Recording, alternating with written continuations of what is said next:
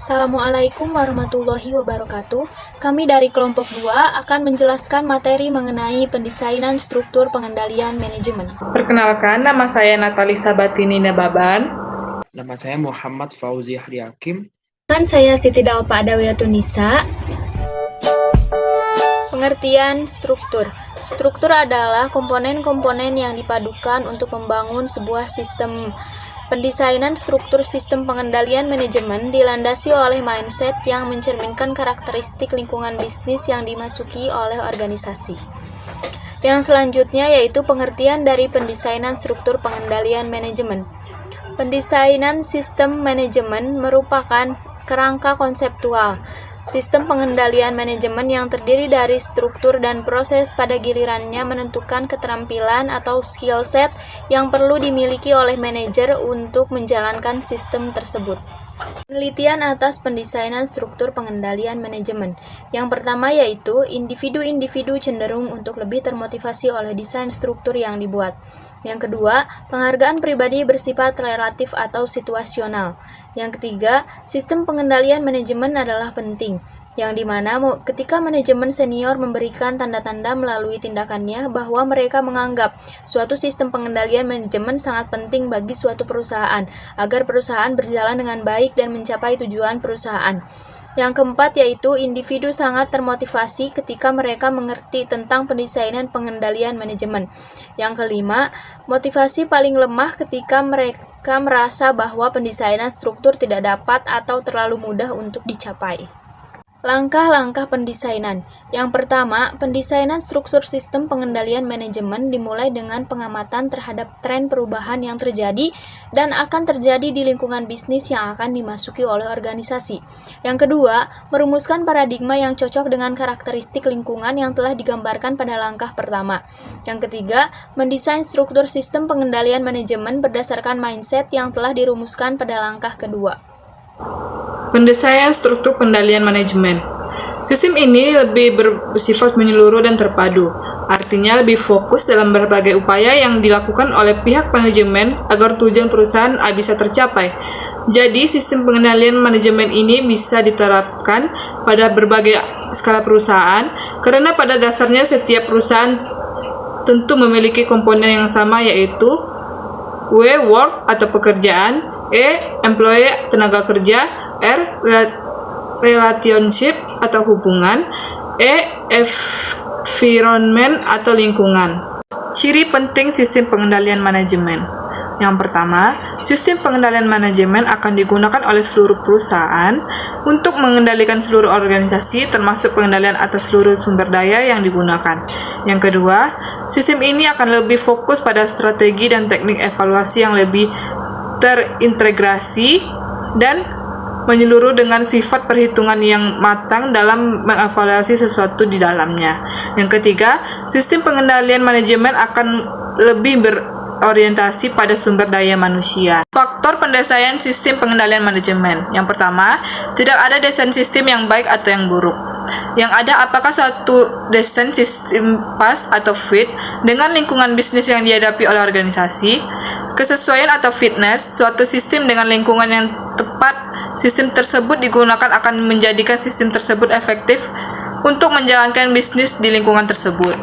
Yang kedua, lingkungan bisnis ibarat suatu teritorial yang untuk menjelajahinya diperlu suatu peta. Peta yang menggambarkan lingkungan bisnis yang dihadapi oleh manajemen disebut paradigma.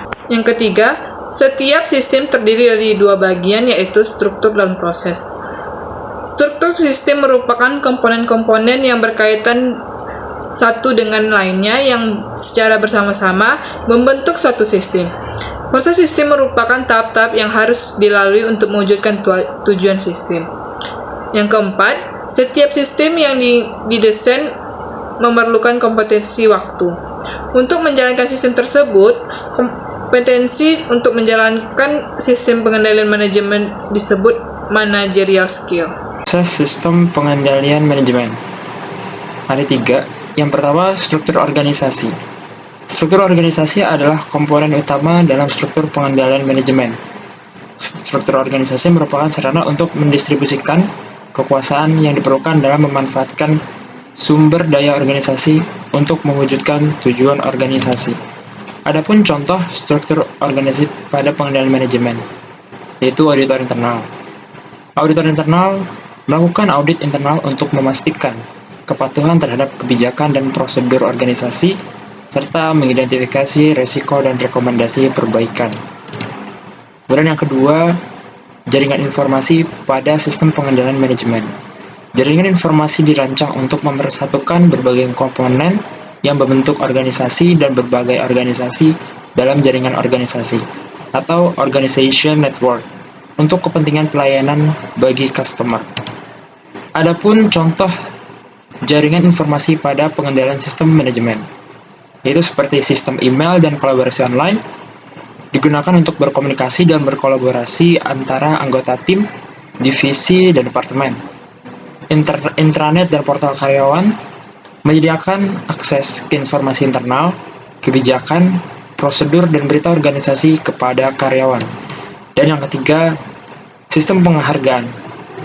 Suatu sistem yang digunakan untuk mendistribusikan penghargaan kepada personel organisasi yang tidak lagi didasarkan pada posisi, namun didasarkan pada kinerja, merupakan alat untuk memotivasi personil dalam mencapai tujuan organisasi dengan perilaku yang diharapkan oleh organisasi. Adapun contoh sistem penghargaan pengendalian manajemen, yaitu seperti bonus kinerja. Bonus kinerja dibagi dua macam. Yang pertama bonus individu dan juga bonus tim. Bonus individu diberikan kepada karyawan yang mencapai atau melebihi target kinerja individu mereka. Bonus ini mendorong karyawan untuk berprestasi lebih baik. Kemudian yang kedua, bonus tim diberikan kepada tim atau departemen yang mencapai target kinerja tim atau departemen. Ini agar bertujuan mendorong kolaborasi dan kerja tim yang efektif. Rangka konseptual pendesainan sistem perencanaan dan pengendalian manajemen tujuan organisasi.